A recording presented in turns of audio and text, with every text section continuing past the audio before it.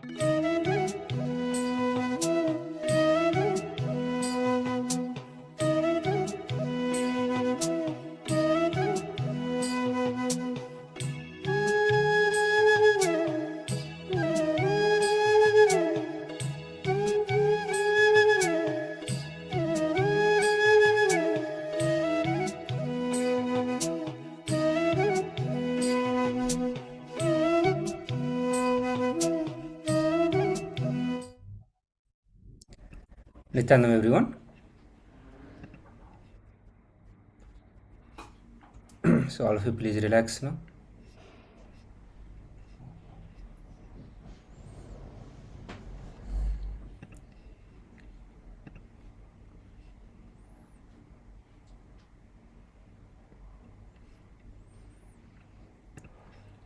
Yes. So now it is time for all of us to enter into the next part, next segment, and that is power manifestation. So please get ready for the power manifestation, and in this round we are going to be working on increasing, you are going to increase your own weight and become more heavier. So all of you please take the measurement of your weight. So before we start the power manifestation, let's take the weight measurement, and at the end of the power manifestation again we'll take the weight measurement and check.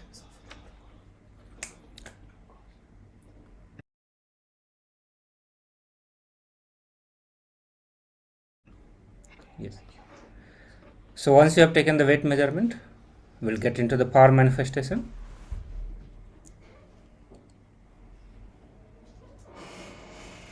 All of you please sit straight.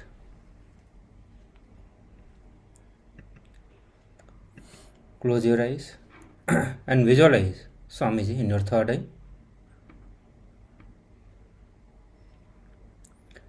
And start chanting Mahavakya loudly. Make the Satya Sankalpa, the declaration to manifest this power. And you are going to be making declaration to increase your weight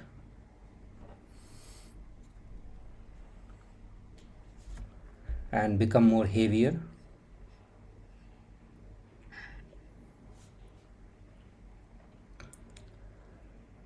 Continue to chant Mahavakya intensely and loudly. Be in oneness with Swamiji.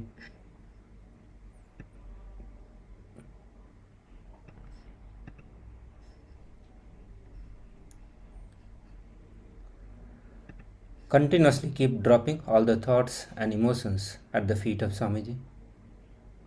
Be in active surrender and hold on your sankalpa that you want to increase the weight of your body.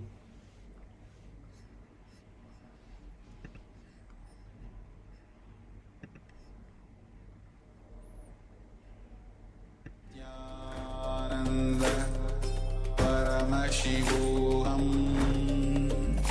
Om Nityananda Paramashivoham Om Nityananda Paramashivoham Om Nityananda Paramashivoham Paramashivoham Om Nityananda Paramashivoham Om Nityananda Paramashivoham Om Nityananda Paramashivoham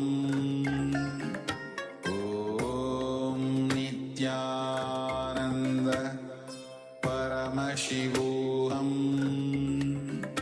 Om Nityananda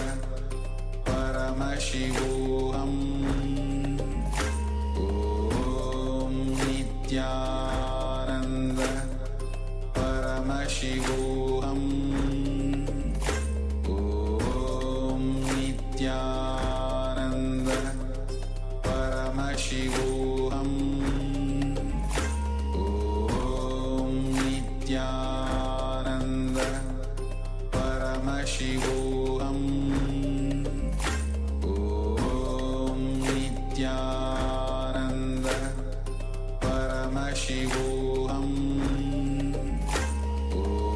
Om Nityananda Paramashivoham Om Nityananda Paramashivoham Om Nityananda Paramashivoham Om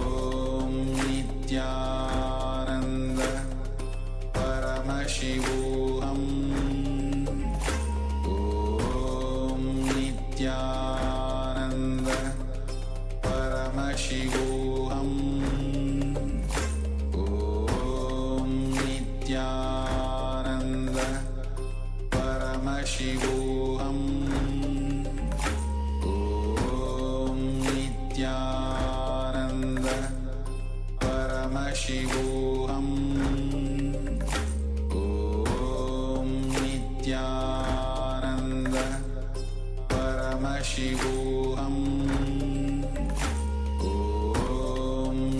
Nityananda Paramashivoham. Om Nityananda Paramashivoham. Om Nityananda Paramashivoham. Om Nityananda Paramashivoham. Om Nityananda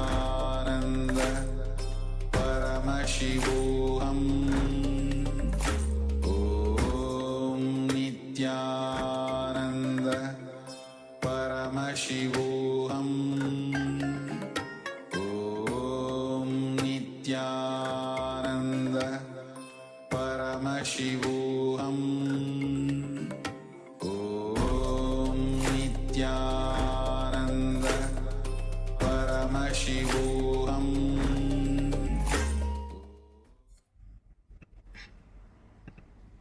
Yes, Nityanam everyone. So please relax now. You can open your eyes. So now again, all of you take the measurement.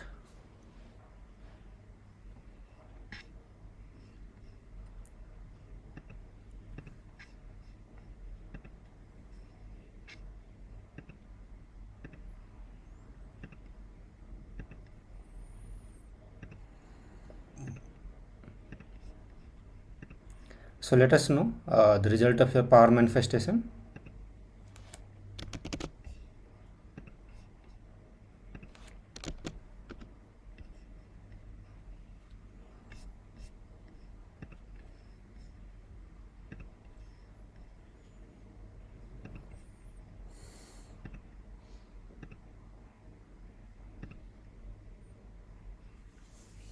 Yes. So with this, we'll enter into the next session, and next session is going to be on secrets of creating wealth. So the first thing that we would like to understand is what exactly is wealth.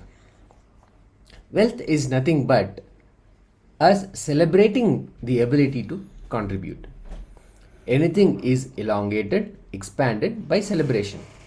If we add more and more celebration in our lives, we'll get more and more involved, more and more intense, more and more beautiful, more and more expansive, and we will have access to more dimensions and realms of the cosmos. The secret of creating wealth is this, as defined by the Supreme Pontiff of Hinduism. Life can be equated to two things. One, the ability to achieve what you want in the inner or outer world, or just getting stuck in both the worlds. If you do not have wealth, don't blame anybody. Just that we are not expressing life inside us. Life energy is not happening inside us. So wealth can be equated to the life energy that we express. When this life energy expression and wealth can be equated to the same, then we have the secret to wealth creation. So let us understand a few basic concepts about wealth. Wealth in itself is not wrong. Our concept about wealth, if it is correct and proper, not only will it be not wrong, it will actually be right. When a man decides to create wealth, not steal, create wealth, then he will have the wealth and the great fulfillment also that goes along with it. And the whole energy will be towards creation, not destroying others. So all the ideas and cognitions that we carry about wealth, we have to revisit and realign so that the wealth creation, the awakening of wealth consciousness can really flower within us. If we have at least the goal of creating wealth, it means that we will be creative. Our energy will be actually channeled properly. But on the other hand, the people who are interested in destroying things, going after them, harassing them, they are completely dull. dead, and in their very consciousness they will be poor. If we are grabbing from others without contributing, this is what is sin. Those methods of grabbing, stealing, robbing, all of that is sin. Creating wealth is actually the intrinsic part of life. The first priority should be in the life for moksha, liberation, enlightenment. But till that happens, the second priority can be creating wealth. Anything else, everything else can be the third priority. So let us realign our understandings about wealth. First, remove the guilt about wealth from our inner space. Second, understand the expression of life through you is equivalent to the wealth we create. Not grab, but the wealth that you create. Not having wealth is a wrong mental setup. When we awaken the creativity in us and remove the hatred for work, only creativity happens, then automatically the wealth creation happens within us. Let us understand that if we are not creating wealth, all our work is actually happening in the wrong direction. If we are not creating wealth, let us be very clear. We'll be spending all our time in destroying something or even somebody. Or we'll be spending all our time in fighting within ourselves in depression, or ultimately fighting with our own self. Creating wealth brings tremendous interest in life and also non-violence. For this, we need to create a wealthy consciousness, which is ready to take responsibility to create and sustain wealth, and which is also ready to take the responsibility of being creative.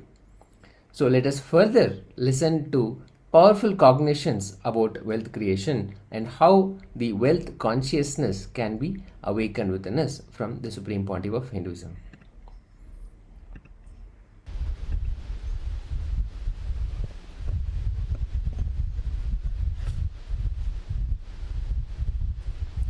I welcome you all with my love and respects.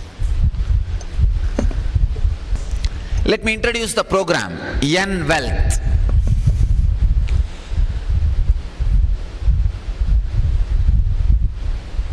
Let me introduce the exact process of the whole program. It is all about wealth. As the title says, money.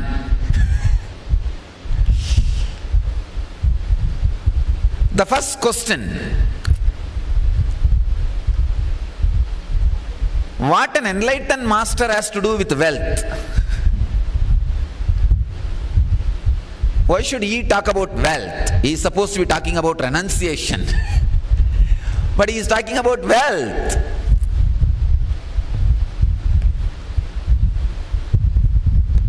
Please understand, a beautiful study done by Ohio University Sociology Department. I wanted to share some of their study.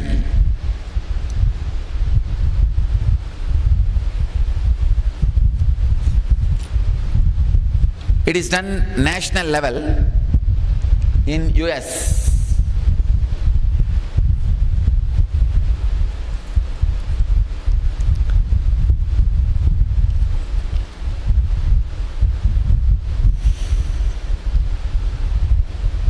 By Lisa Kister, Associate Professor of Sociology at Ohio State University. Religion is an important factor in wealth accumulation, a factor that has not received a lot of attention. The study suggests religious beliefs children learn in their families translate into educational attainment, adult occupations, financial literacy, social connection, and other factors that influence adult wealth ownership.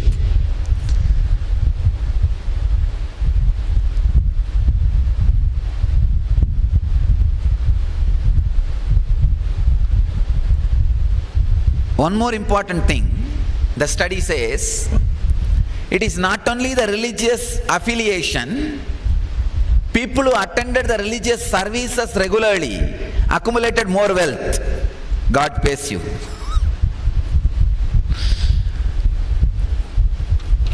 And some of the very interesting informations I want to share with you, so that you will understand why I ventured into this program, N Wealth, teaching you about wealth.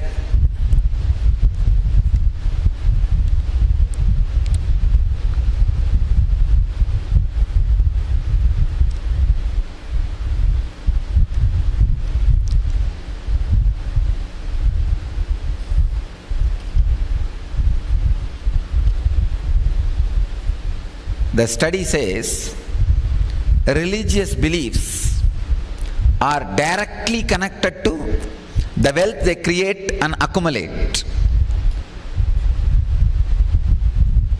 Conservative Protestants don't accumulate too much in this life. Jews encourage pursuits that lead to wealth accumulation, high income carriers and investing. And you will be shocked to know the median net worth of a Jew is $150,000, $150,890, 3 times more than the net worth of an entire sample. And conservative Protestants, Baptists and Seventh-day Adventists and Christian Scientists, only 26,000. Please understand, Jews 150,000 and conservative Protestants are just 26,000. Half of the net worth of the entire sample. Jews are 3 times more the entire sample, and conservative Protestants are half of the entire sample. And statistics of the communities that remained asset poor, Jews are only 1% asset poor, Protestants are 15% asset poor, Catholics are 7%. Accumulations such as homes, stocks and bonds, Jews 35% have accumulated, conservative Protestants only 3%, mainline Protestants 22%, Catholics only 20%. Early life investment and high risk, high return assets such as stock and bonds to earn wealth, Jews 1/3 of the population do this, conservative Protestants 0% of the population does this. Mainline Protestants only 7% and Catholics only 4%. Understand, the study says religion keeps coming up in any model you run to explain wealth. It is something you can't ignore, but there has been little effort to explain the connection between religion and wealth accumulation. And finally, the study ends with a question mark. Still they are not able to clearly pinpoint the exact faith or the mental setup responsible for the accumulation of the wealth. So that job I am going to do in these 2 days.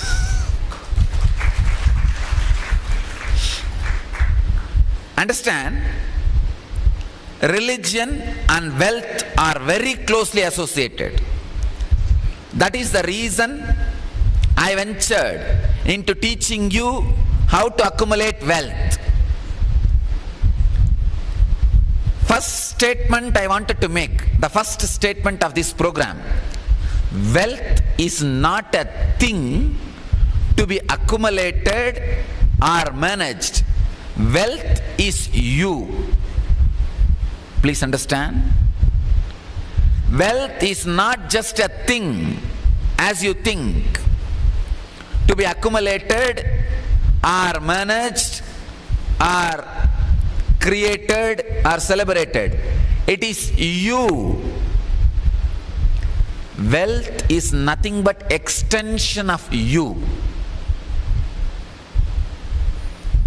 In Sanskrit we have a very beautiful word. Lakshmi means intensified goal. When the Lakshya is intensified in you, it is Lakshmi. intensified goal is Lakshmi.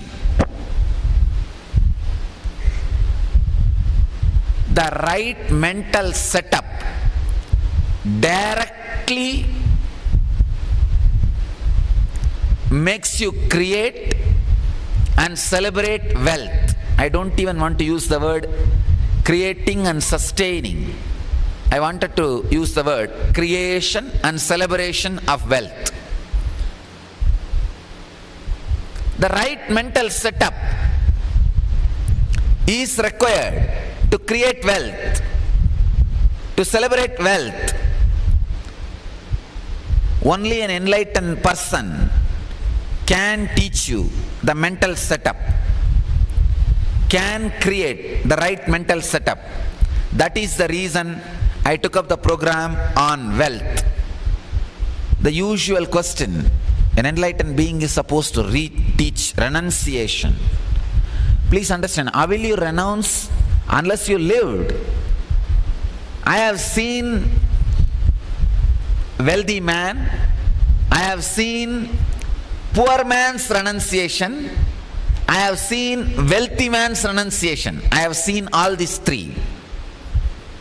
Please understand, I have seen poor man renouncing what he doesn't have, and wealthy man enjoying, and I have seen wealthy man renouncing. All these three mental setups I have seen.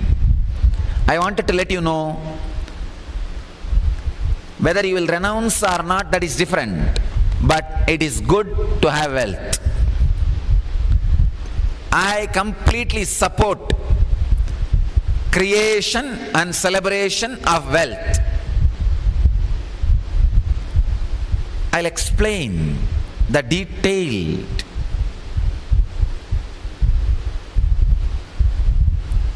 truths and the mental setups we carry about wealth. Somehow this concept, the very word wealth, if you don't have, greed. If you have, fear. If you are in between, worry. Too much. I can say the word wealth is too mysterious than God. Even about God, you can come to a conclusion and understanding very easily. But the word wealth has become too mysterious because we did not look into it. The right mental setup is not achieved. Look a little deeply. The very word wealth creates so much of pain in everybody. Either you had too much of greed and did not have it, or too much of fear of poverty, or too much of failure ideas. The moment the word wealth is uttered, too many of your failures crops up in your system, and too many broken relationships crops up in your system. Too many broken relationships, too much of disrespect, too much of the pain and sufferings which you went through from the young age gets awakened. That is why a normal man can never think of wealth in a relaxed way.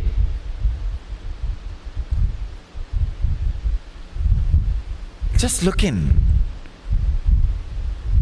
Even if you want to think about creating wealth, secretly you sit and think. Even inside your own mind you create a secret chamber where you plan about wealth. Even your whole mind does not accept for planning about wealth.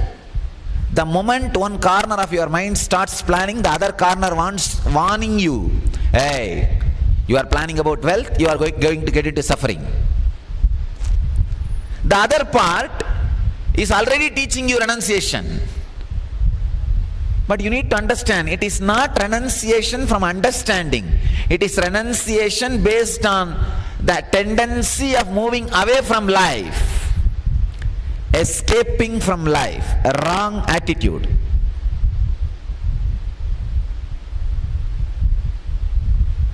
You carry too many chaotic ideas, too much of confusion about wealth. As I said, wealth is not a thing, wealth is you. If you are confused about wealth, you are completely confused about you. Who you are, what you are, why you are, who you are. Who you are, what you are, why you are, who you are. You are thoroughly confused about the whole thing. As the Sanskrit word Lakshmi means intensified goal is Lakshmi. Please understand. Lakshmi is not just wealth. Wealth is one idea. Lakshmi is intensified goal. When the goal is intensified in you, alive in you, awakened in you, wealth is inevitable.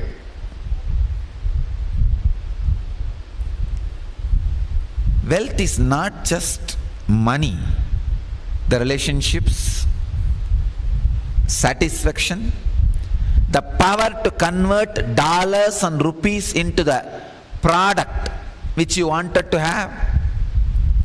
In Sanskrit, we have 8 dimensions of wealth. In the next further sessions, I'll talk about it. We call it Dana, Danya, Virya, Vijaya. Different dimensions of wealth. It is a thing, it is not a thing, it is your very being.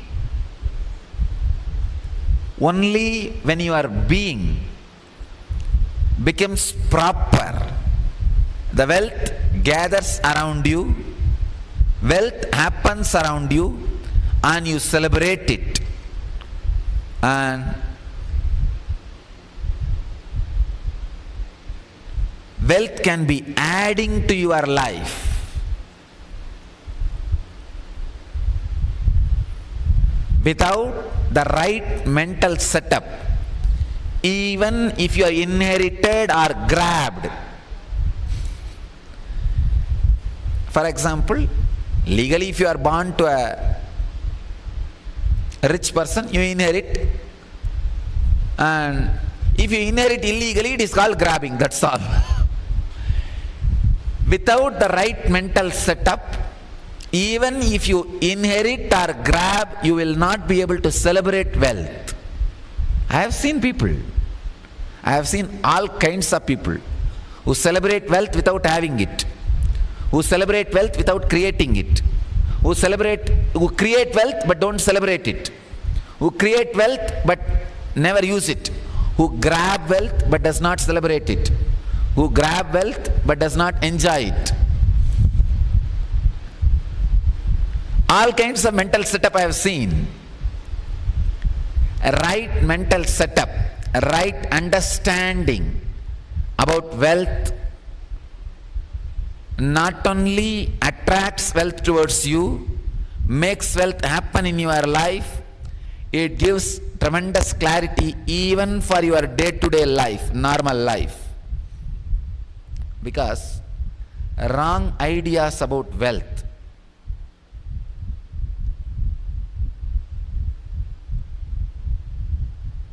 becomes a self-impediment for your very growth, for your very understanding, for your very living.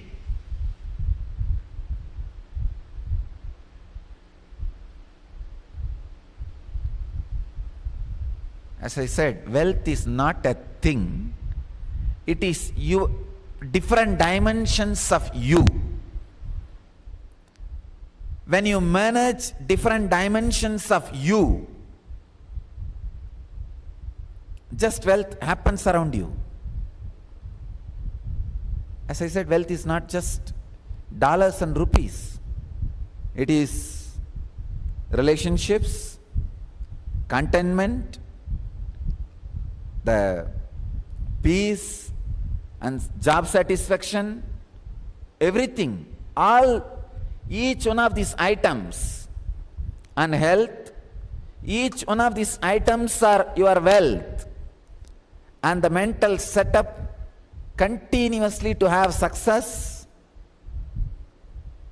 all these things are different dimensions of wealth. So I think now you are very clear why I am talking on wealth.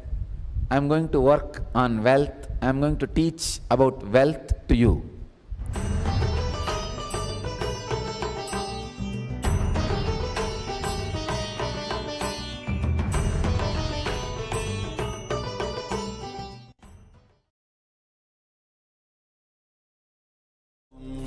Nityananda Paramashivoham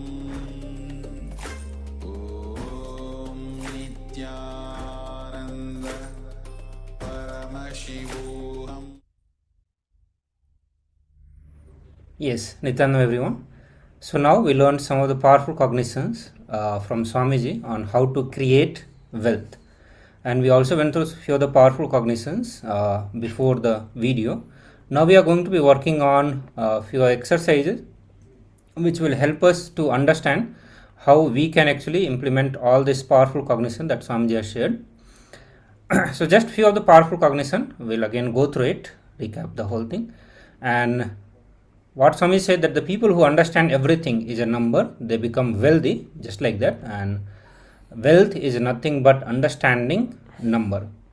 So if one's brain is able to be friendly with the number, one will become wealthy. And people who have incompletion or anger with the number, does not want to keep number in the memory, they remain poor.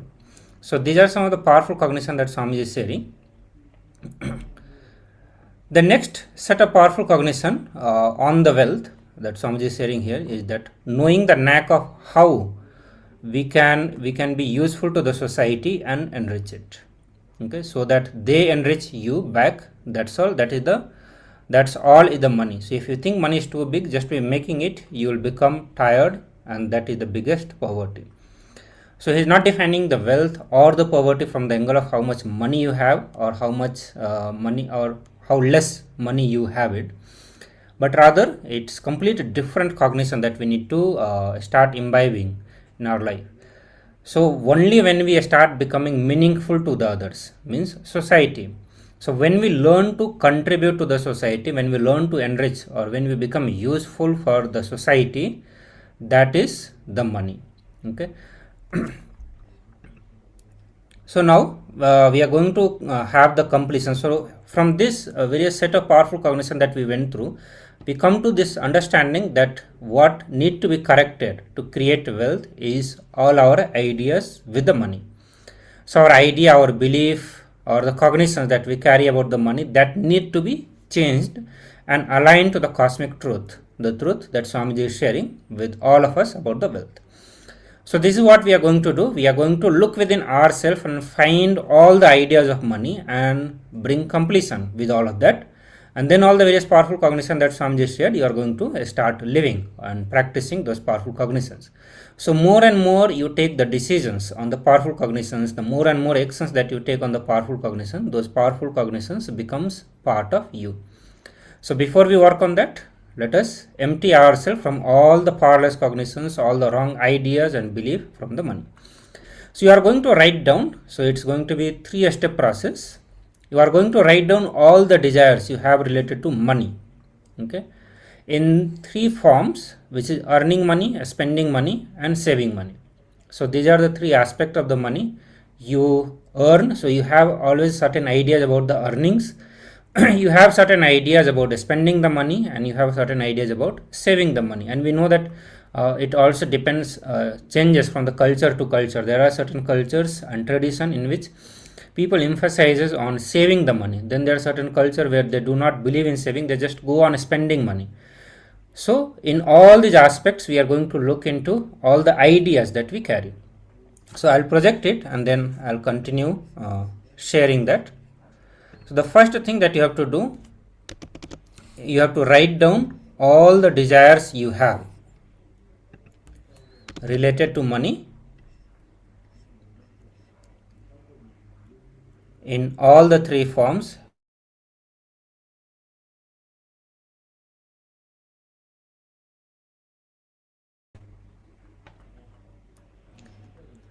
Then second, for each of these desires, identify if you have any conflict or contradictions and complications.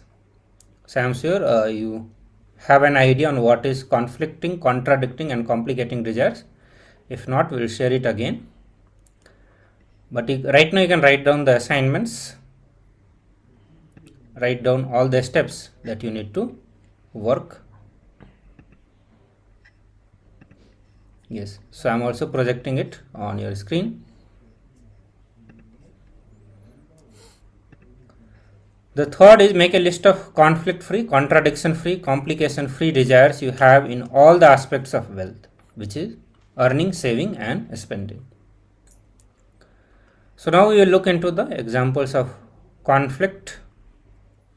And so the conflict means morning you feel like you want to work, make billions of dollars, become a big boss of the company, and evening you feel like dropping everything, going and lying down in a beach and having a vacation. So one side you want to enjoy a busy life, and other side your mind just want to get rid of everything. So means two different kind of thoughts which are in conflict at two different time. They're not at the same time, but at two different time. So these are the conflicting thoughts. So you will be continuously fighting between this, whether you should choose for a busy life or whether you should choose for a vacation based life. So these need to be brought to completion. Then comes contradicting desires. So contradicting desires means within one statement you contradict yourself. Like one example that we take, my headache should get cured, or I want to get out of poverty. Okay, so since we are doing about the wealth, you can say I want to get out of the poverty. So in one sentence we are using the word get out and at the same time poverty also. So this is what is contradicting with each other. Rather you can use the word I want to become rich. So this does not have any contradiction. So like that you have to find out how many desires are contradicting itself. So the more and more number of times you tell, like I want to get out of poverty, I want to get out of poverty, you will be empowering the word poverty within you. We know, we all of us gone through understanding that the words has so much of power, and words becomes thinking and then they becomes reality, and that's what we saw on the first day also, the science of manifesting your reality, the kalpatru. So the words has power. So while we having the contradicting desires with the word, I want to get out of poverty, you actually empower poverty within you, or poverty based mental setup. So the difference between conflict and contradiction is like in the conflict you have different things at different time, not having clarity on your desires that you have. Like morning you want to have one thing, evening you want to have completely opposite thing. So that's why it is conflict. It's completely opposite you want.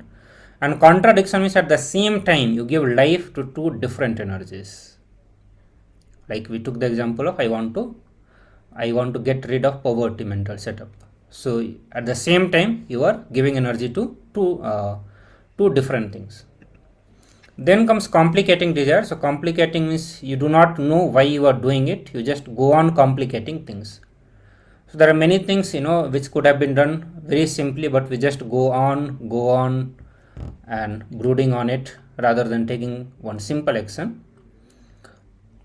So one of the examples Swamiji gives here, that if you talk to your spouse about certain problem, it would be solved, but you go on thinking that why should I talk to him or her, let him or her first smile at me, what is the hurry in this, or I will talk day after tomorrow. So just for no reason you just go on having a complications, you go on entertaining complication in your thoughts, rather than one simple decision could have sorted it out. So that is complicating desire. So I'll give you a few minutes. Please complete this.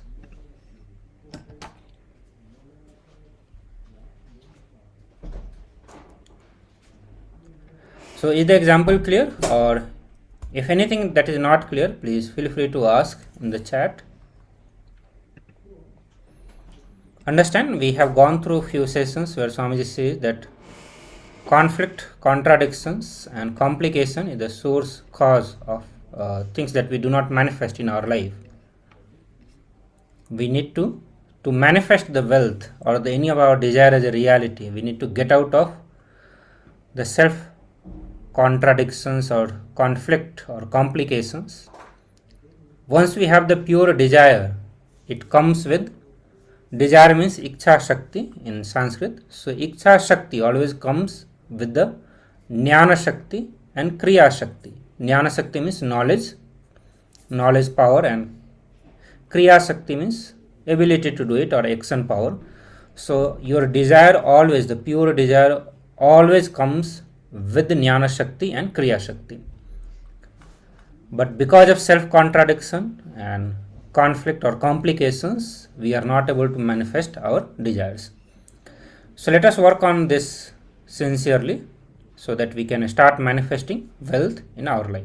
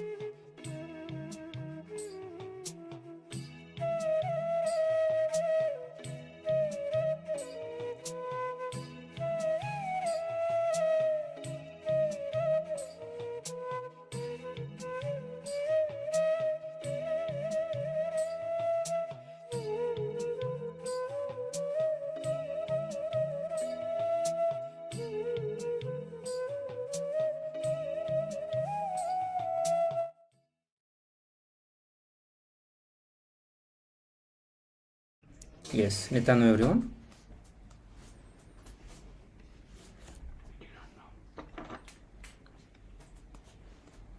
So how many of you have completed writing? Or Nityananda or yet lot to write?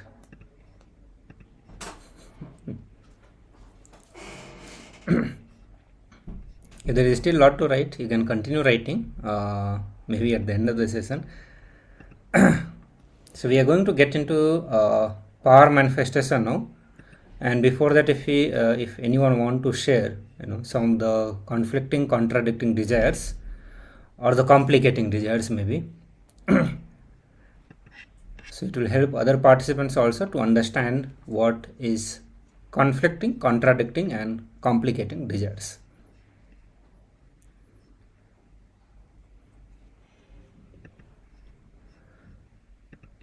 So these are some of the very powerful way to purify the desires, remove all the unnecessary desires that we have or the complications that we have in our life.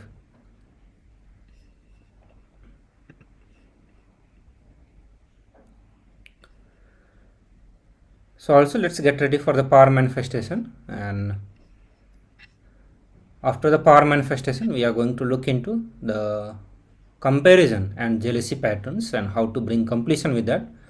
So Swamiji will be sharing the various powerful cognitions and understanding on how comparison and jealousy, we waste so much of our life, time, energy, and if we shift our attention from that to what exactly we want to manifest in our life, means our desire, rather than the borrowed desire, running behind borrowed desires, once we free ourselves, we will have tremendous energy to fulfill what we want in our life.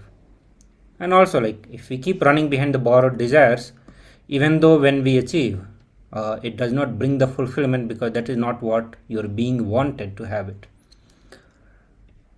So before we get into that session and have various powerful cognitions and understanding on how to free ourselves from comparison and jealousy, let us do the power manifestation, and we are going to manifest the power of Garima. This is one of the Astamahasiddhi, and in this round you are going to be increasing the weight of an object. So while you choose the object, you can pick up a small object, do not go for very big object. If you have already been manifesting this power for a long time, you can pick up the bigger object also. But if you have not yet manifested, or at least not 21 times, then pick up a small object and take it weight, measure it weight, so that at the end of power manifestation we know how many grams or milligram we have increased.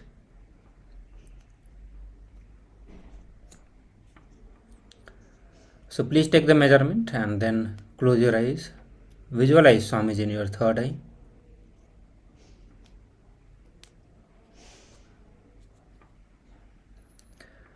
Chant Mahavakya intensely and loudly.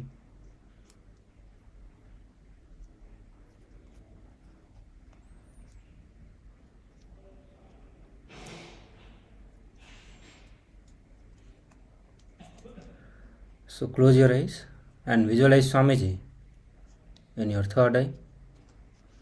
Make the declaration, make the Satya Sankalpa to increase the weight of object.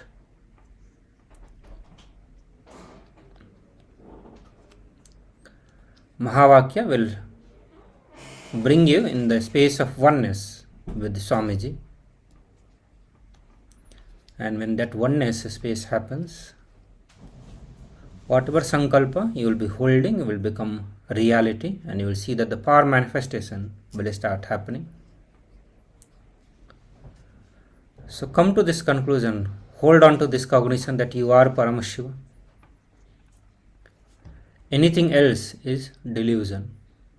So you will not compromise on any other idea or belief which makes you feel that you are not Paramashiva. Just drop that at the feet of Swamiji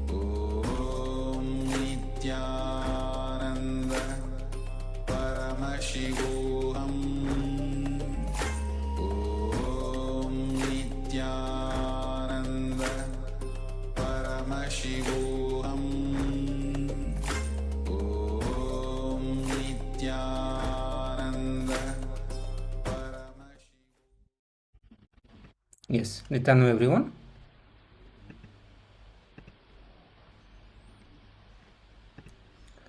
So all of you please relax now.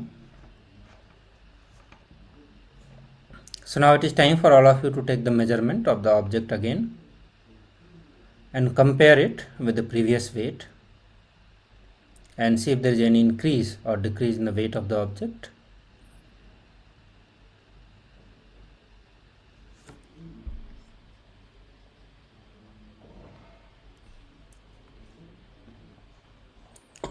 So all of you please take the measurement and share the result of your power manifestation.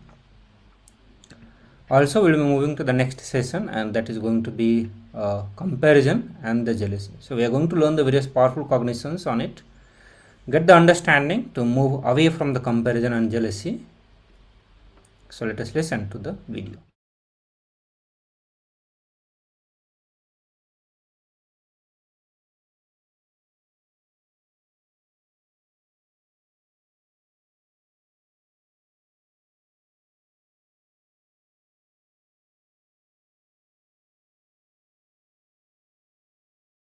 Next pattern we will work on is the pattern of jealousy and comparison. Vishuddhi chakra, throat center. The thought pattern of jealousy and comparison.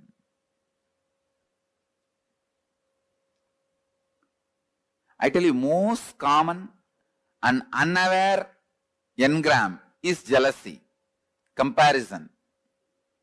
It starts again from the early childhood. When your mother says, eat well, only then you will become like your elder brother.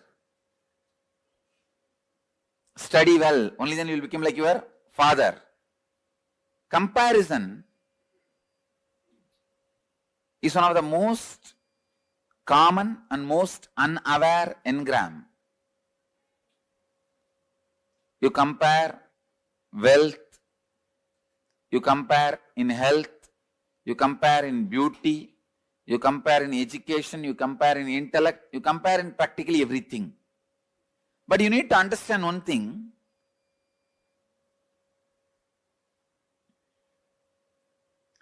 God is not an engineer to do mass production. Only in mass production you can compare one product with another. God is an artist. He paints each one of you. He designs each one of you. He carves each one of you. How can you compare between one art piece and another art piece?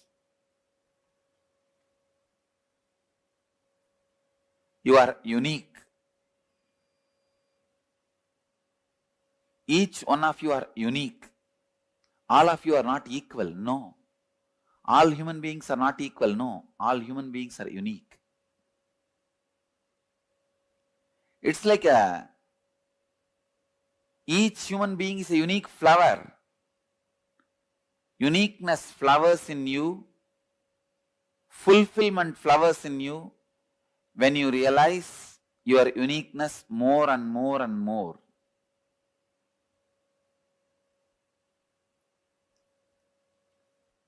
If you dig out the comparison engram, you will understand.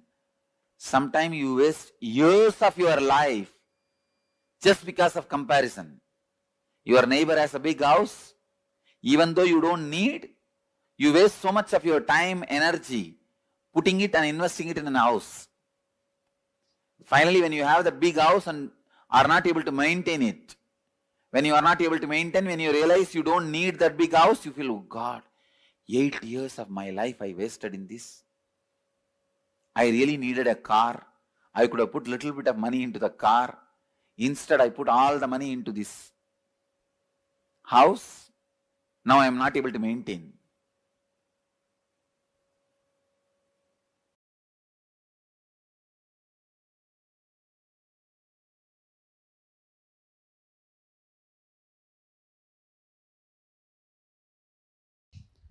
Please understand, if you are struggling with money, you are enjoying the struggle.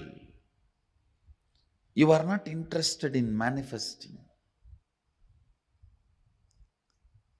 Please at least understand you are enjoying the struggle.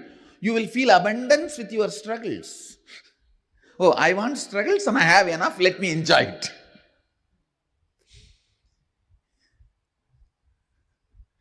At least feel abundance. You want struggles, 2000 struggles around you, and you have 2500 struggles. Enjoy them.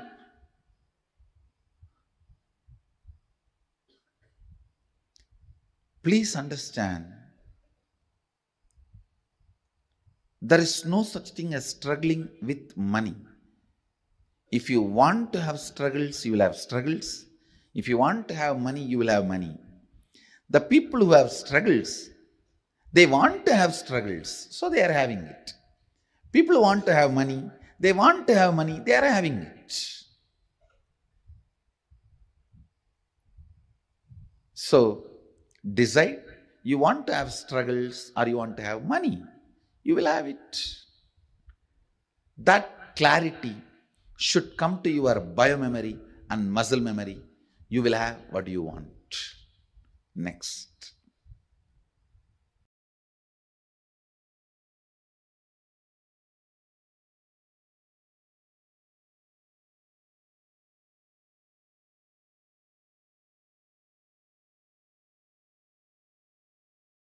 Please understand, in each of this, you have your vested interests. Many times, you visualize in poverty, you are free from all responsibility. You just want to be free from all responsibilities and commitment. Then you constantly visualize, entertain, cherish the poor life. When it actually lands on you, you say, no, this is not what I wanted. Without knowing what is going to come, you cherish, visualize, entertain a thought current. After you attract that, you think, oh God, I think I missed it. Please understand, universe is intelligent and compassionate. It gives you only what you ask for. Never anything else.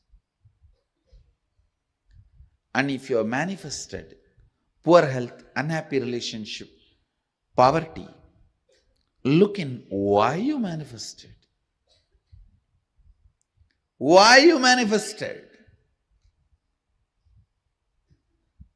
And dig it out from your muscle memory and biomemory, the root patterns. Why you manifested poor health, poverty, unhappy relationships, and complete it.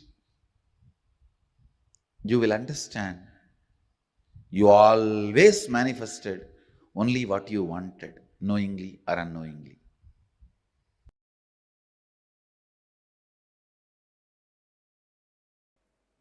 Throat center. A throat center. This throat center is blocked when there is a non-alignment between the imagination, expectation you carry about others and the others' expectation about you. Listen. When there is a non-alignment between your expectation about others and others' expectation about you, that is where the jealousy and comparison starts. Listen. You may have a superficial jealousy, superficial comparison, very superficial. Like while you are driving in a Mercedes-Benz, if a BMW passes by, a superficial comparison. But those things does not affect you. The root jealousy, the root comparison which affects you is the non-alignment of your expectation and the other person's expectation.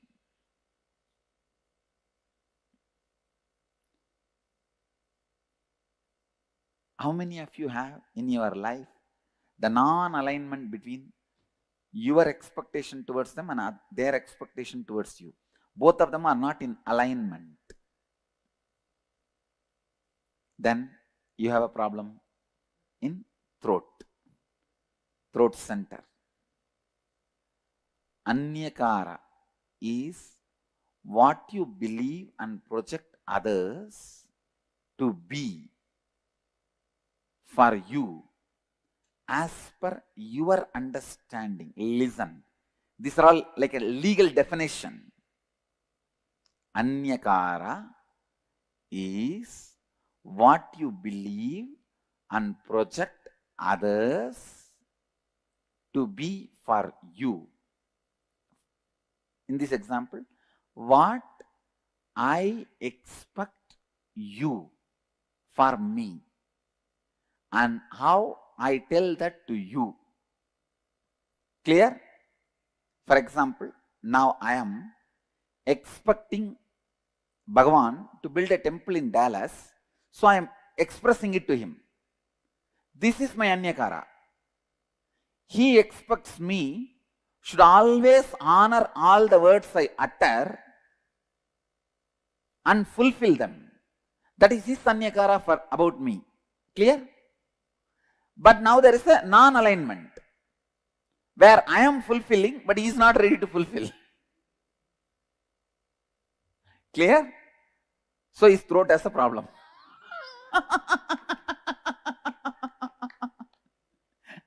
Now, is there anybody who are not cognizing?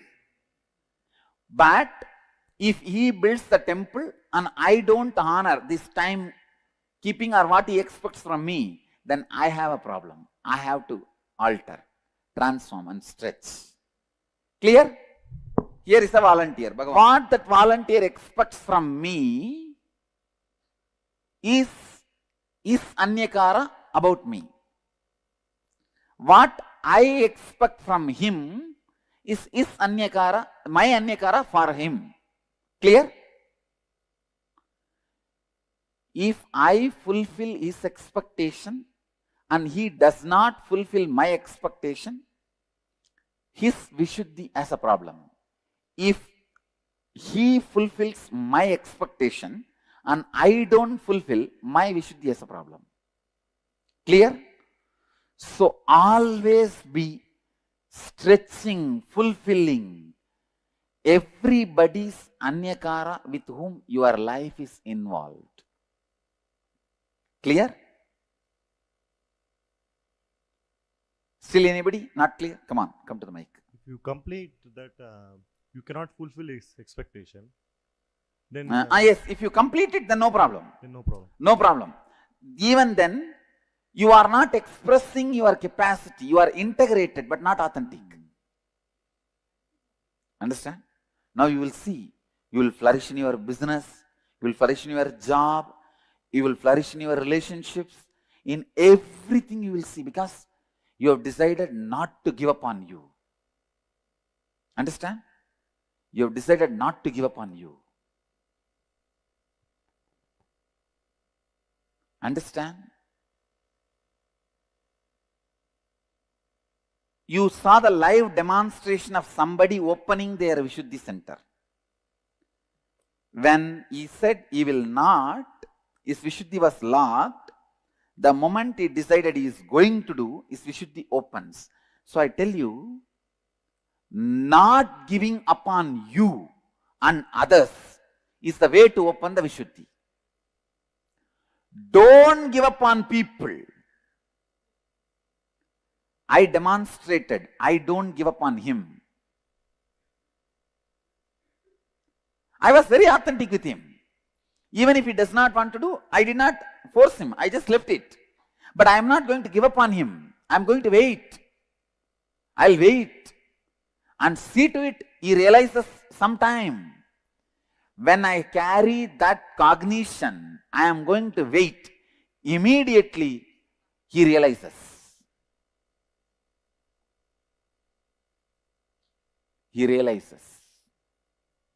So in all those moments, understand, my decision not to give up on you is the one which is pulling you up. That is the rope.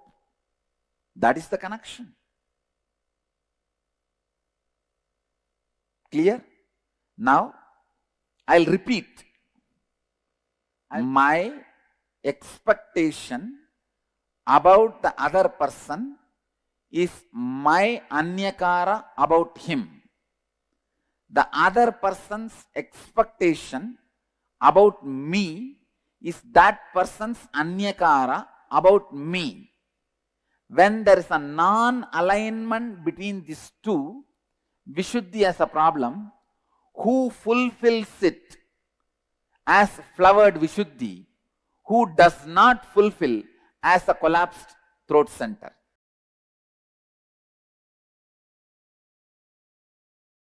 Now listen.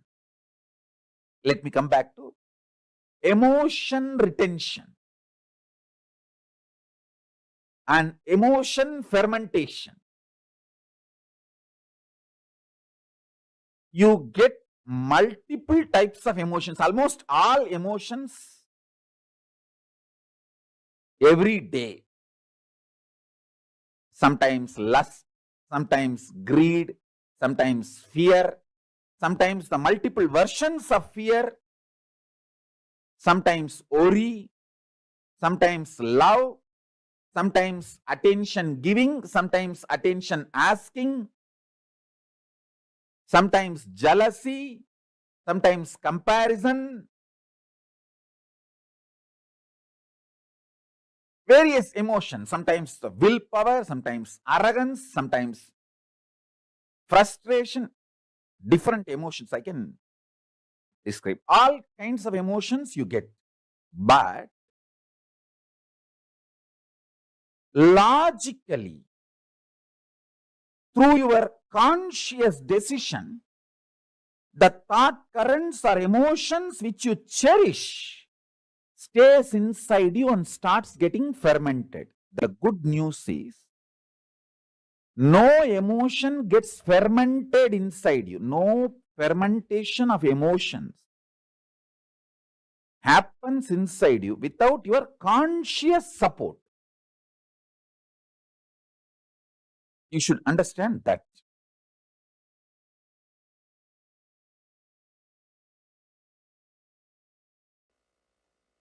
Please understand, I am talking a practical science. Listen. I am giving you the essence.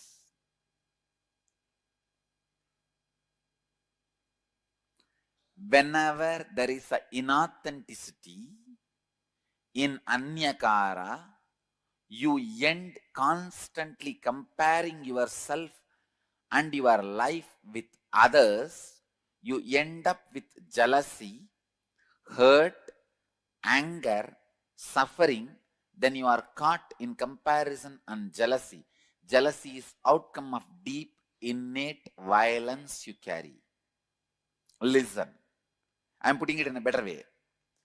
Please understand, when somebody expects something from you, when their image about you demands your expansion, you are not interested in expansion. The violence you have, you show towards them as jealousy, saying, you expect this from me. Come on, now I will expect this much from you. You prove. Getting it? Cognizing it? How many of you are cognizing it? Jealousy starts to justify. Listen. Jealousy starts to justify you not fulfilling others' image, or, listen, jealousy starts to justify you not fulfilling others' image. Understanding? See, I will not fulfill what he wants from me because he does not fulfill what I want from him. And I will expand what I want from him before even thinking whether he is going to fulfill or not. If he has 10 million, I'll put it as 100 million I want from him. Then go there and say, see, He's not fulfilling my 100 million, so I'm not going to fulfill what he wants from me. Getting it? Cognizing it? Jealousy starts as the justification. Clear? Then it becomes a violence to declare your supremacy. Let me tell you, cognize, listen. First, hey, you have 10 million. If I ask 10 million, you may give. No. I'll ask 100. So you can't. So now, because you are not fulfilling, I can justify why I am not fulfilling. Why I am not expanding me to you? Because you are not expanding you to me. As a justification, jealousy starts. Then you have justified to many people that why you are jealous. Why you are jealous. Why you are jealous. You are justified to many people. And many people have fallen with your argument. And they say, all right, you are right, you are right, you are right. Then the jealousy doesn't keep quiet. It declares, now I am the supreme.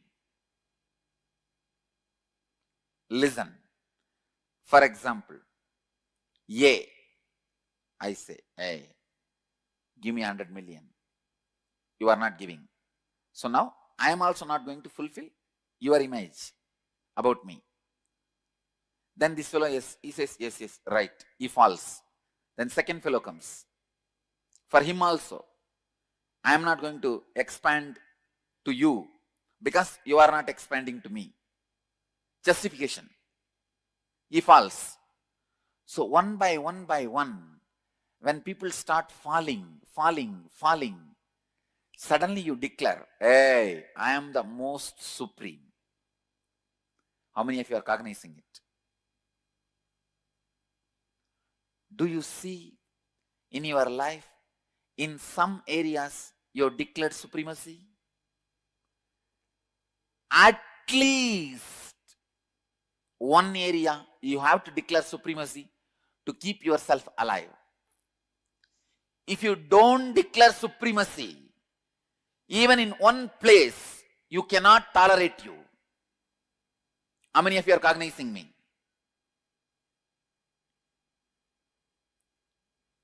Clear?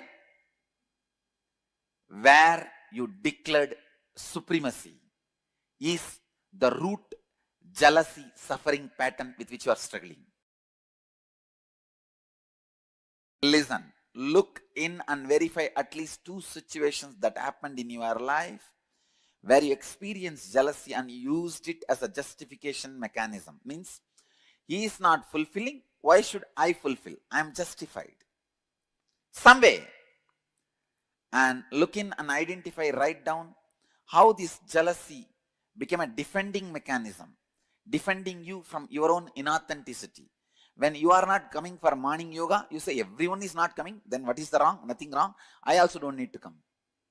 This is the level of the human awareness. I tell you, even the collective consciousness theory is nothing but your justification of jealousy, saying that everybody is like that only. I was also like that. And the third, look in and identify and write down how your defending mechanism protected your inauthenticity and how you declared supremacy of your inauthenticity.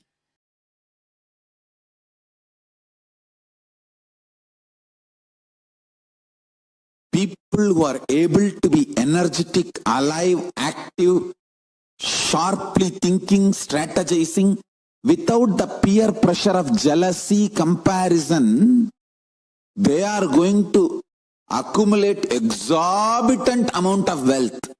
Understand? All the people who can function, think, work, get excited only by peer pressure, jealousy, comparison are just going to dry and wither out, because all the peer pressure, jealousy, comparison, everything is going to be taken away from life.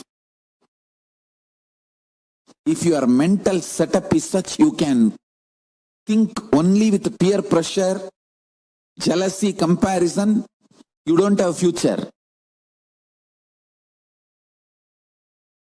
Your active, excited hours will drastically drop down to 5%.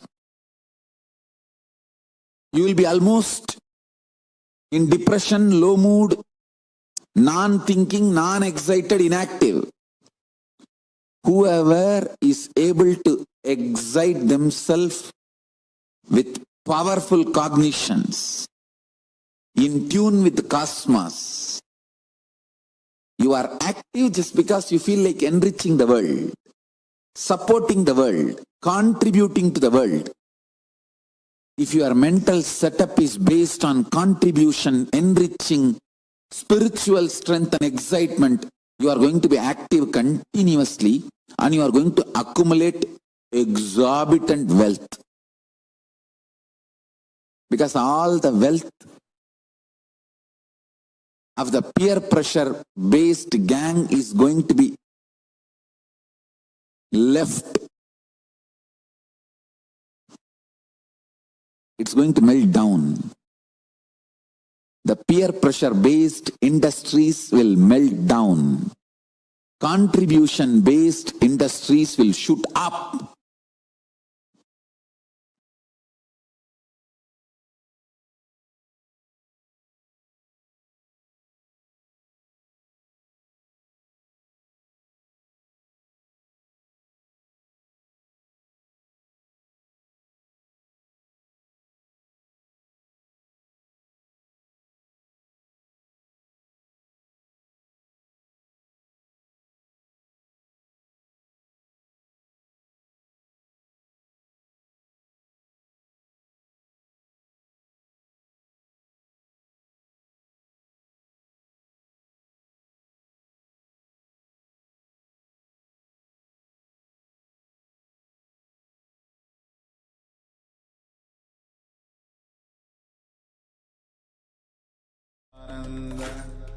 Paramashivoham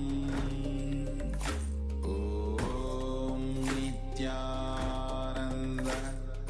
Paramashivoham Om Nityananda Paramashivoham Om Nityananda Paramashivoham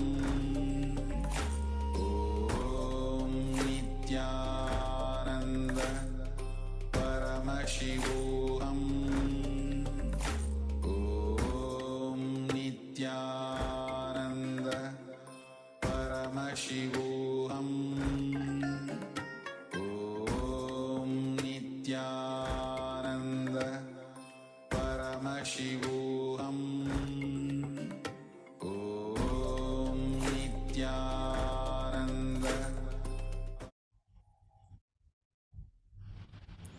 Yes, Nityan everyone. So now we have gone through the various powerful cognitions and understanding on the root of the jealousy. So we are going to be working on finding all the various incompletions that we have developed around comparison and jealousy. We are going to bring all of them out and bring completion with all of that. So if you dig out the comparison, you will understand that many times we waste years and years of our life just because of comparison. And this is the reality for all of us. In some aspect or other, we have taken many actions and decisions in our life based on the comparison. And some of the common example, most of the time when we find the comparison, it's always with our neighbors or the people who live around us. Very rarely we have comparison with the person who is far away from us. And because the people who are part of our life, from them we pick up many comparison and jealousy, or the desires, that because he has, I'm also going to have, or if he is not doing, why should I do? If he is doing in this way, then why I should do in this way? If he is not expected to do this, why I am being expected to do in a certain way? So all are this way, we get into the comparison.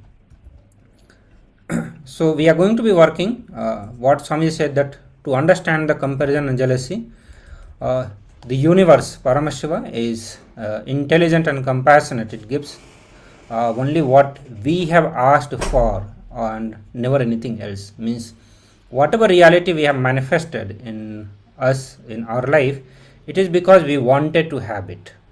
If we have manifested the poor health or unhappy relationship or anything else, because we wanted to have it.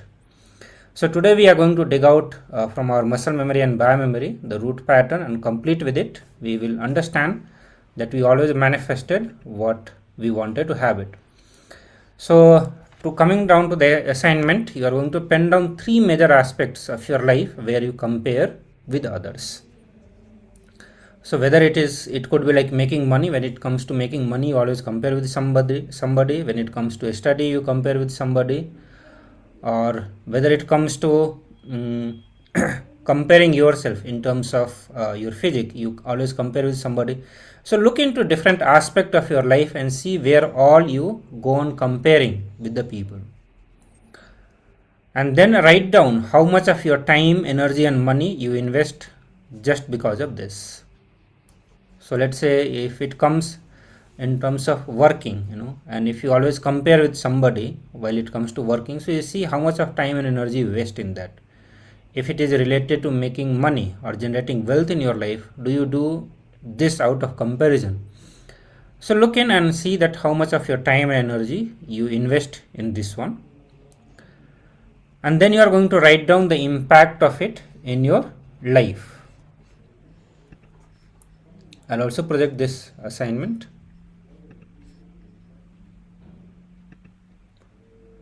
So I start penning it down.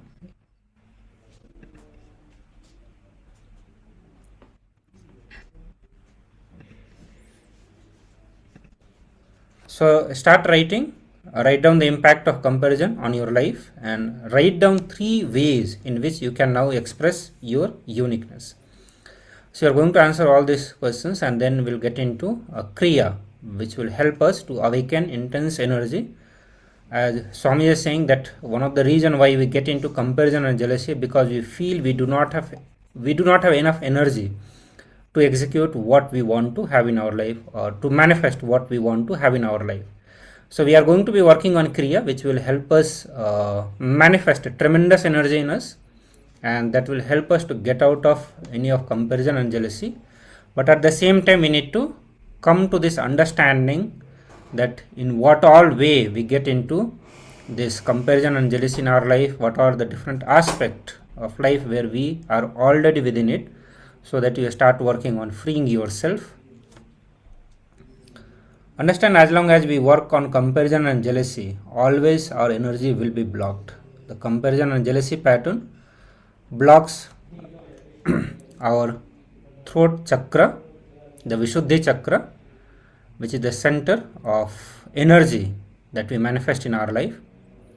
So as long as it is blocked, we'll have always less energy to manifest what we want.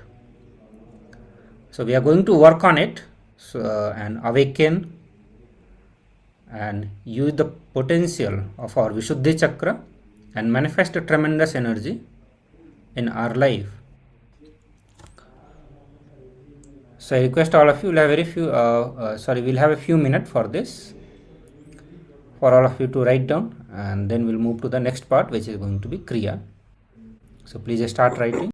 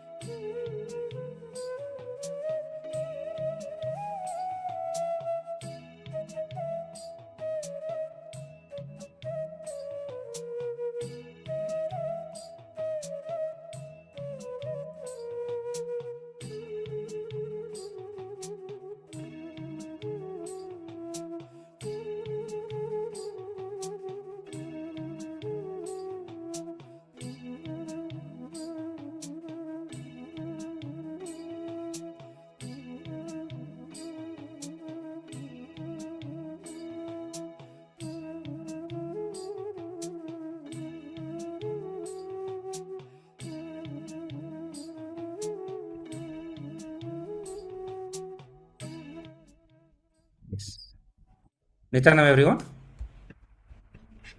So now we'll move to the next part of it, and we have the Kriya here. So for next 5 minutes we'll do this Kriya to awaken the Vishuddhi Chakra and harness the potential of Vishuddhi Chakra. So all of you please sit on your knees.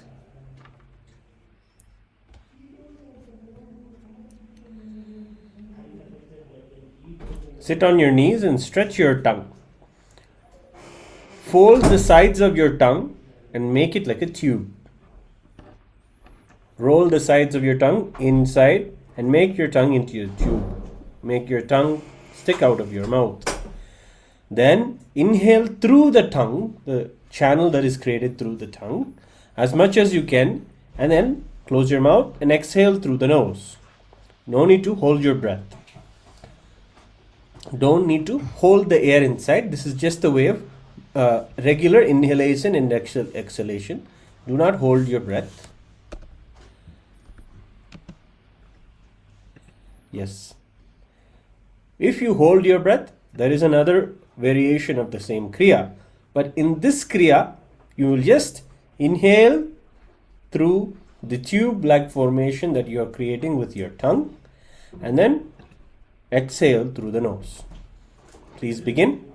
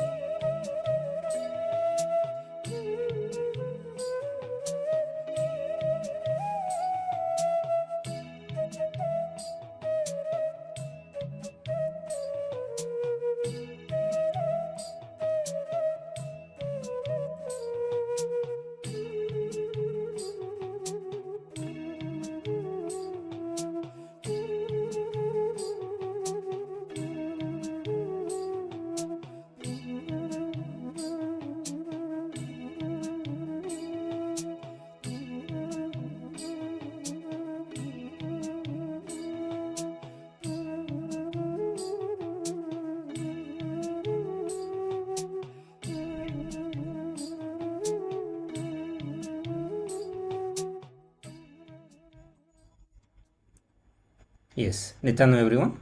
So all of you please relax now.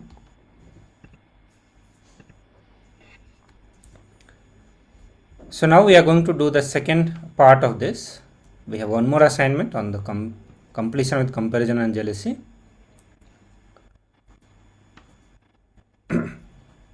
So we are first you have to look and verify at least 2 situations that happened in your life where you experienced jealousy and used it as justification mechanism.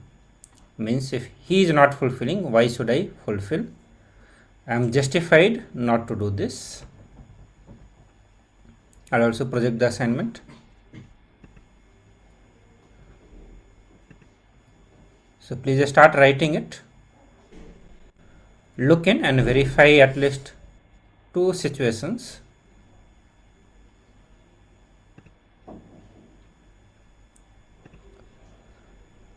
that happen in your life where you experience jealousy and used it as a justification mechanism. And then you are going to look in and identify how this jealousy became a defending mechanism, defending you from your own inauthenticity. Like one of the examples Swamiji gives, that when you are not coming for morning yoga, you say that everyone is not coming, then what is wrong if I do not come? And you use this as justification, and I also decide not to come. So there will be many such instances. You have to look in and identify all of that.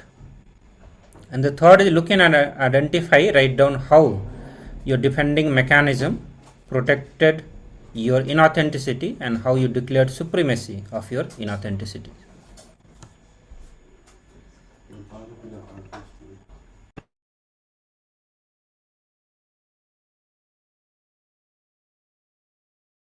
So once you have written, we will project the another slide also.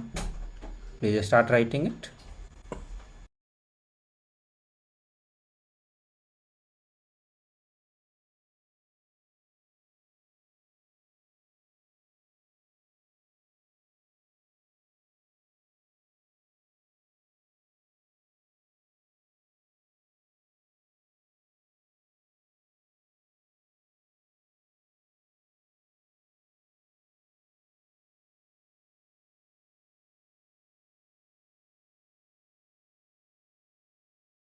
So now I will project the another slide. So once you have written all the 3 steps, we just start writing, finding all the incidences,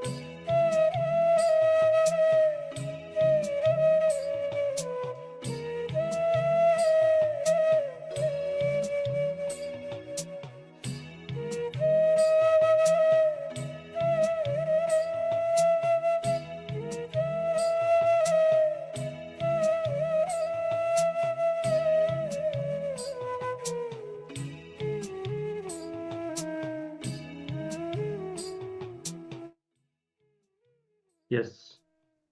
We'll now go to the power manifestation.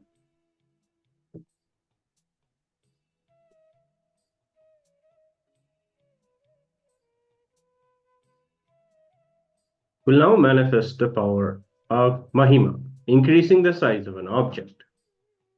So now, please sit cross-legged on the floor with your head, neck, and spine in a straight line. Visualize Paramashiva has come down as Bhagavan Nityananda Paramashiva from Kailasa, and remember Paramashiva in your third eye. Sit with the powerful cognition and meditate on it, and think intensely that you are Bhagavan Sri Nityananda Paramashiva. Any other identity you carry, drop it, and only have the identity that you are Bhagavan Sri Nityananda Paramashiva. The absolute uncatching to experience the state of Paramashiva, complete completion to experience the space of Paramashiva, and oneness to experience the powers of Paramashiva. Now intensely vibrate with the Ajapa Japa Om Nityananda Paramashivoham. Deep feeling connection with Bhagwan to experience the being of Paramashiva.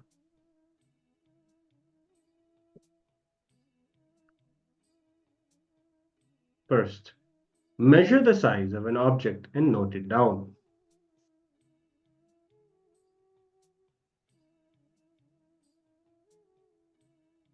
Then, connect to the Supreme Pontiff of Hinduism by chanting the Mahavakya as we just instructed. Then, declare the change in the size of an object and continue chanting the Mahavakya for a few minutes.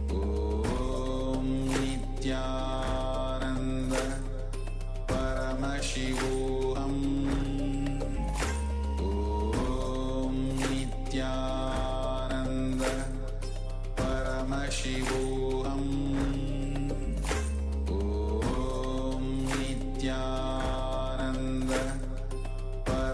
Paramashivoham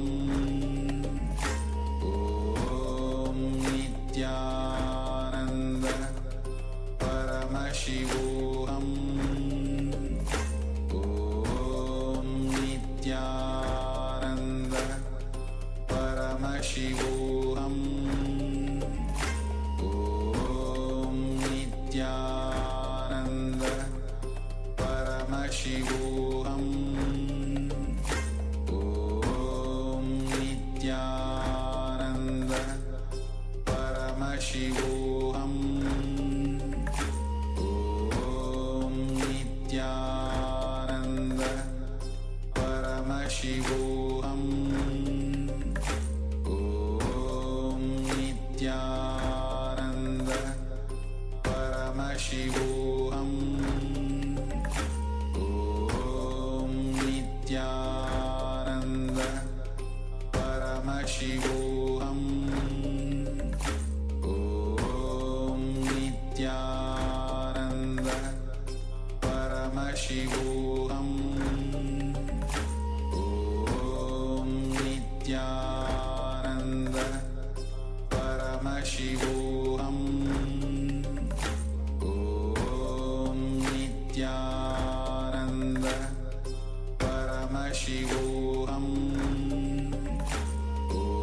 Om Nityananda Paramashivoham Om Nityananda Paramashivoham Om Nityananda Paramashivoham Om Nityananda.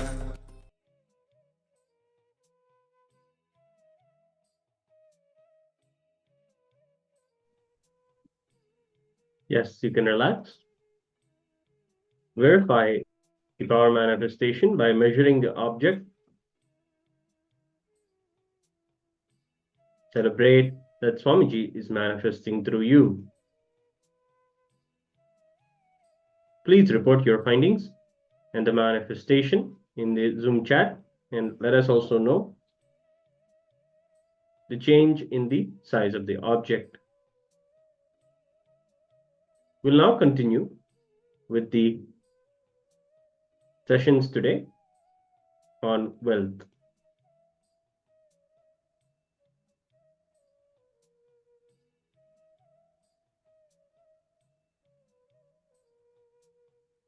We're now going to be seeing a video on completion with feeling belittled. An important completion that is required for us to be able to completely comprehend the wealth manifestation. And this completion helps us to expand our resources and understand wealth manifestation in its entirety.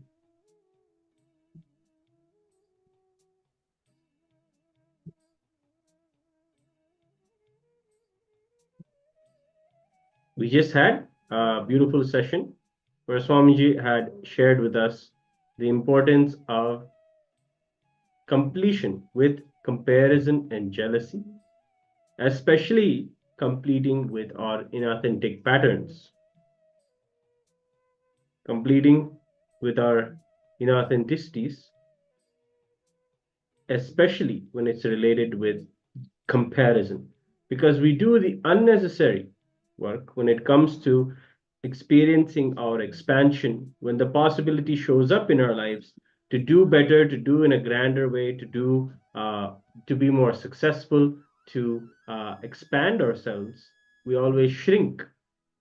And that is also related to the pattern of feeling belittled, because we always think that we will always be put in a situation where we will feel belittled, and we will make the decision consciously to shrink.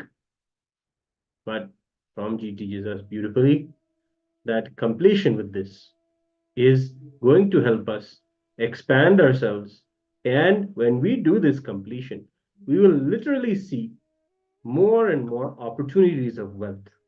They were just there. around us. The possibility was there around us. And we, because of our inauthenticity and just our inability to raise ourselves and always being in the comparison and being in the pattern of being belittled or feeling belittled, we stopped ourselves many times from manifesting true wealth. So we're going to be seeing a short clip now where this manifestation of true wealth is explored by healing this particular pattern of feeling belittled.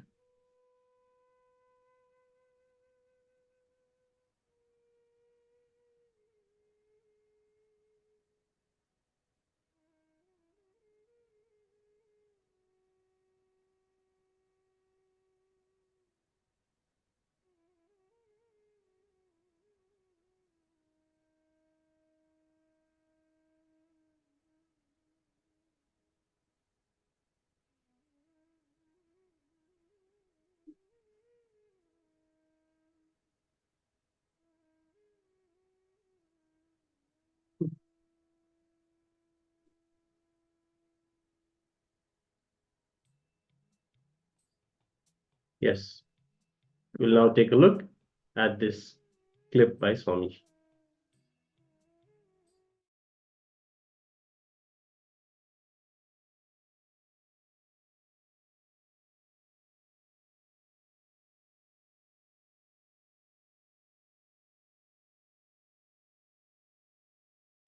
If you believe currency is fortune, you are also part of this big game.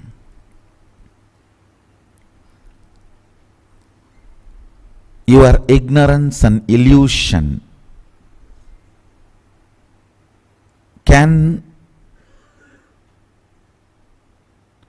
not only cause damages to you, it can cause damage to everyone, to the world. Understand? For every idea you spend your time, you are voting for it to live long. If you are spending your time for the concept called currency, you are voting it to live long.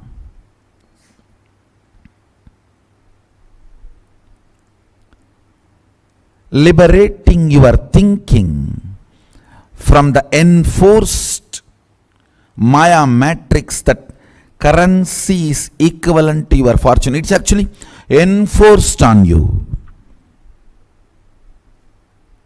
Liberating yourself from that enforcement, freeing yourself from that Maya matrix, thought current prison, is the first step for attracting fortune. Understand? I am not interested in social revolution and rebel. No, I am not talking about all these great truths to make you guys rebels. I am interested in giving a breakthrough to your consciousness.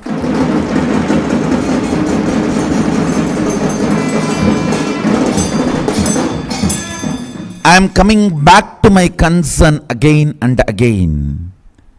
From monkey to man, we took only million years. But it is already 10 million years. What's going on? Why the man to Superman is not happening? Even naturally, without your so-called civilization, it should have happened.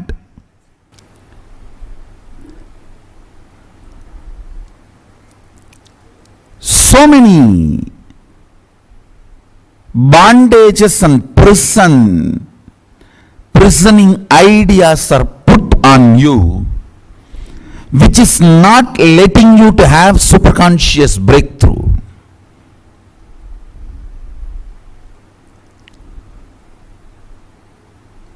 Legitimized possessiveness is the concept of nation. Understand?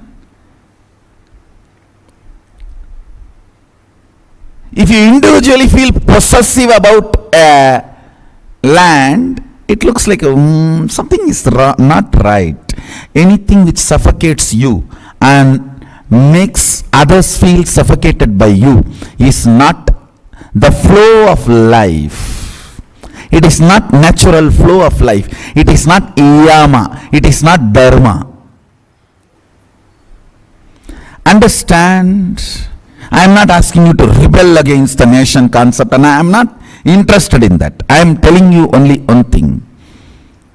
Liberate yourself. Whatever stops you having conscious breakthrough. Understand owning, not possessing. You need to understand. People ask me, then you also own this land, you also have property. Understand? This adhinam, I own, not possess. If I don't allow any one of you just live like a farmhouse, then I possess. But all my doors are open. Constantly I am asking more and more people to come in. Actually, the moment I declare this place is an adhinam, more footfall, more brand value of this place. Understand? My very declaration of this place is an adhinam means I only own and facilitate for larger number of people to use this place. I only take care that nobody destroys it or abuses it. I own, not possess.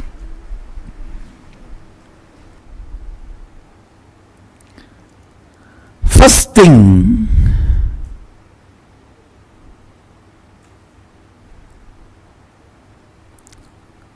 you need to look into the ideas of your fortune. I am not saying don't own currency. All I am trying to tell you, if you believe currency is equivalent to your fortune, you are such a stupid fellow. Maybe you are worthy of currency, but not fortune. Stupid are those who are worthy of currency, not fortune.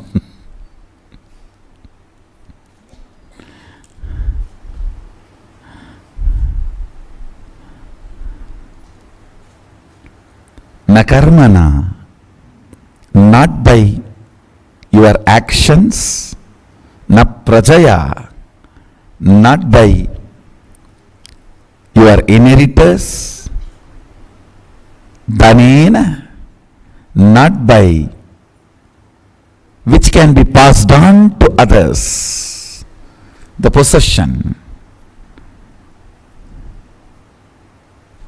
It's only by tyaga. Means, listen, here I wanted to tell you the meaning of the word tyaga.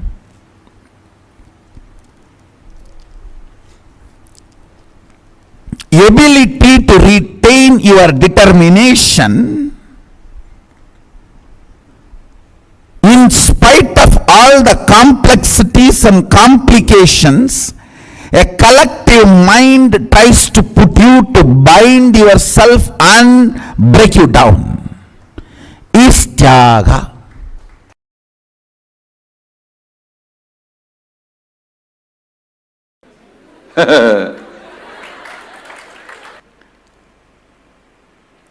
All the distinction engineers carry the file, get the salary, work under an industrialist who is 10th passed. All those industrialists run behind the politician who are 5th passed, 6th passed. All those politicians touch the feet of swamis who never went to the school.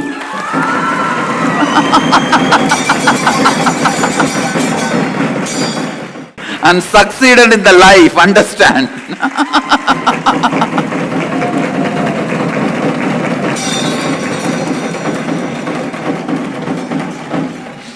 So if you are a first class engineer with a distinction, you can only carry files.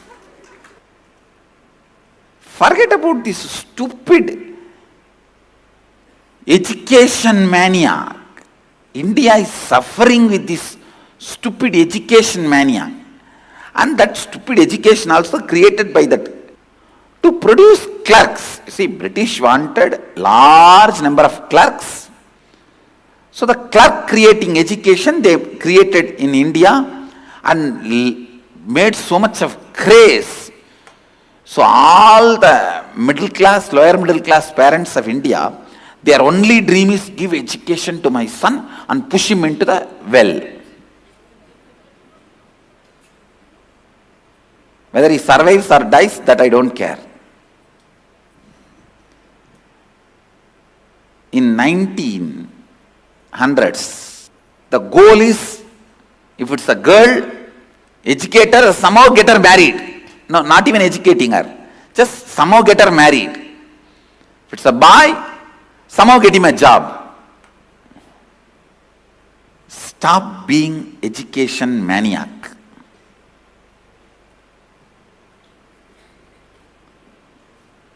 How thousands and thousands of kids, I can say lakhs of kids, their mind is irreparably damaged due to examinations and the tortures given by the school teachers and parents,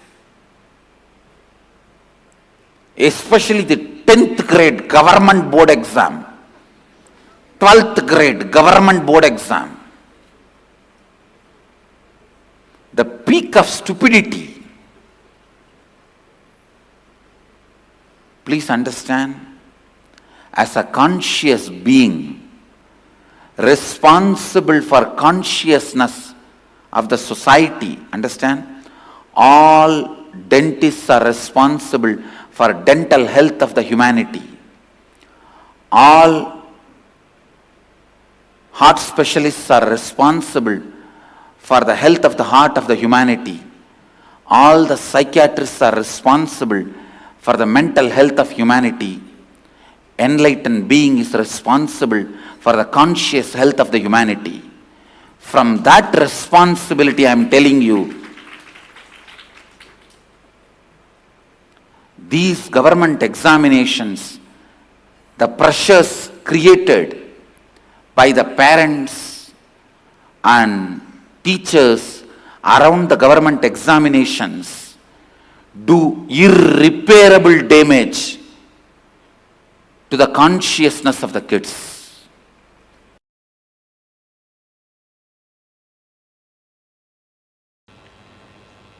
The first foremost incompletion you develop is identifying you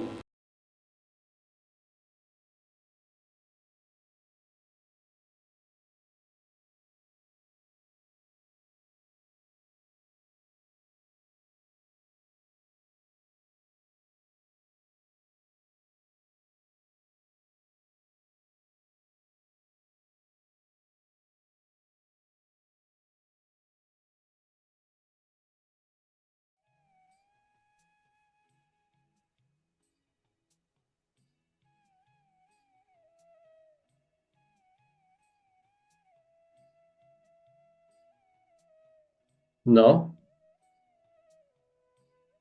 let's enter into the internal process. Completion with feeling belittled. Step 1.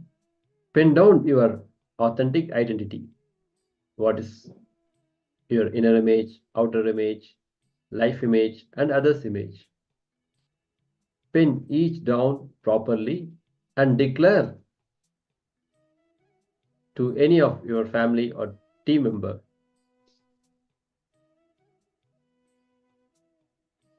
Inner image, what you believe as you. Outer image, what you project to others as you. Others' image, what others believe as you.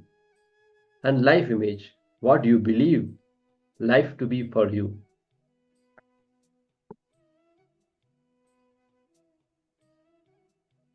Then the second step. Now take those inauthenticities and start looking into each of their origins. Understand you are not failure.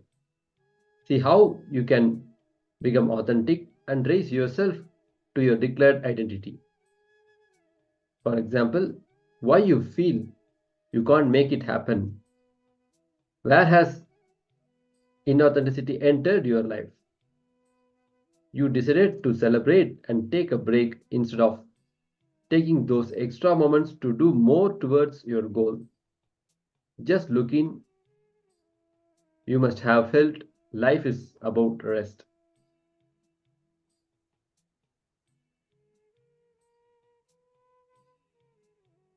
Like this, dig out all your inauthenticities and start looking into each of their origins.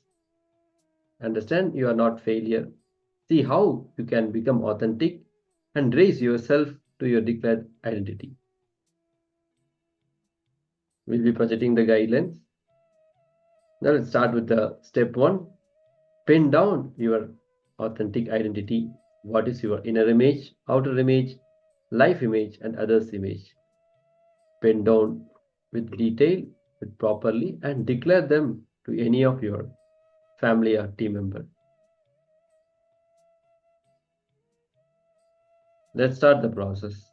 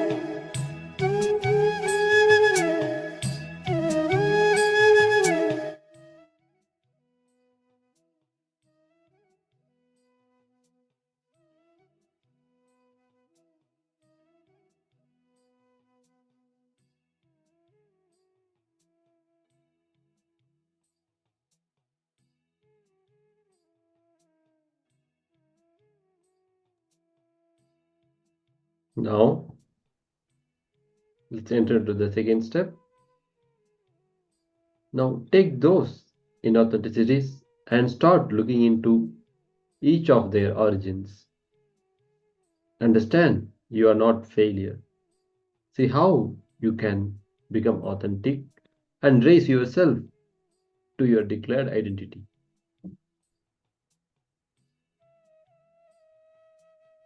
Please start.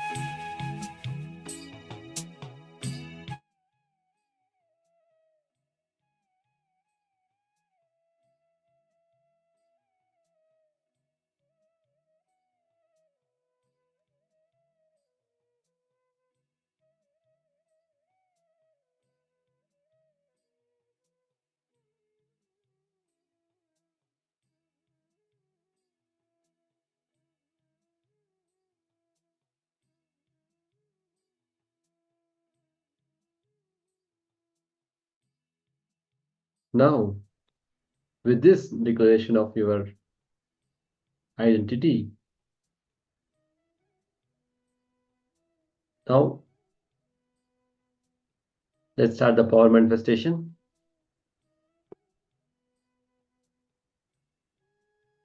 You're going to manifest the power of Ashtamahara Shaktis.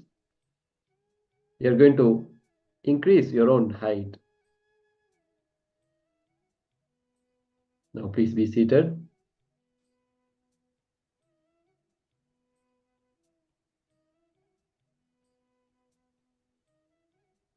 Keep your head, neck, spine in a straight line. Sit cross-legged on the floor or on a chair. Visualize Paramashiva has come down as Bhagavan Shri Nityananda Paramashiva. Remember Paramashiva in your third eye. Bring your awareness between the eyebrows. Sit with this powerful cognition and meditate on it. Think intensely that you are Bhagavan Shri Nityananda Paramashiva. Any other identity you hold is delusion, just drop it. You are Nityananda Paramashiva. Let's be in the space of unclutching to experience the state of Paramashiva. Complete completion to experience the space of Paramashiva. And be in oneness to experience the powers of Paramashiva.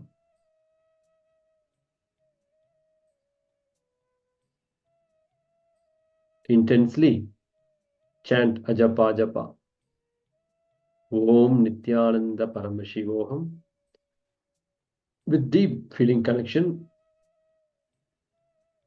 to experience the being of Paramashiva.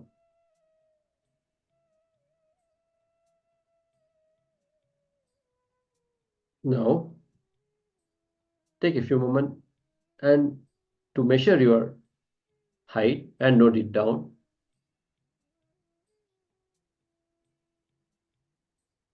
You can take a photo of that, or if you want to record a video, you can switch on your camera and keep the position accordingly, and you can start recording. You can measure your height and note down.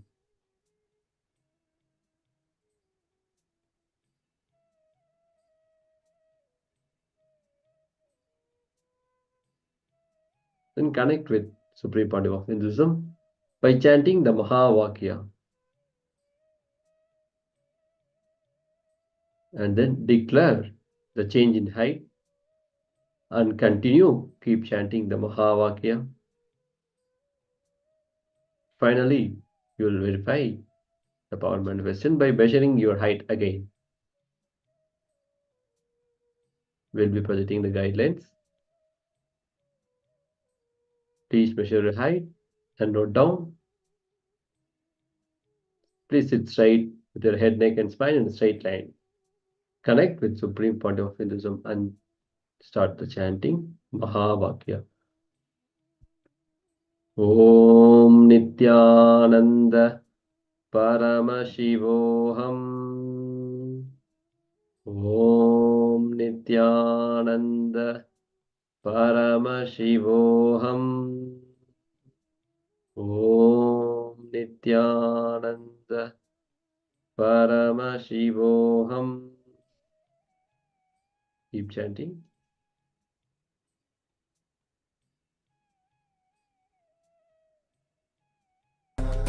Paramashivoham.